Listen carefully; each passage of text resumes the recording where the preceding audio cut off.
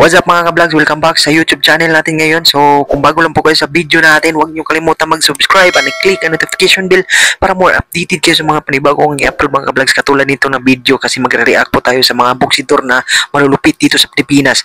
So, ngayon is magre-react tayo sa laro nila ni Casimiro versus Rigundox kasi panay takbo yung kalaban ni Cuadruelas dito mga ka-vlogs. Bago tayo magsimula sa video na i-play natin ngayon, Casimiro versus Rigundox mga ka-vlogs is mag-subscribe kayo and mag-comment and like and mag-comment kayo sa suggestion nyo kung ano yung gusto natin i-reaction video sa next content natin.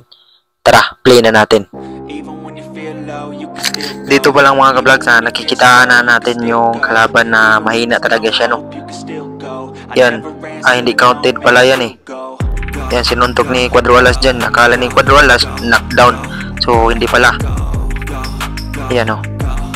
Yan, sabi ng referee, walang knockdown. Yun, sabi ni Rigundox, binatukan daw sa ni Casimiro. Natural lang yan eh. Buna lang yung negro. Takot ni Cuadruelas.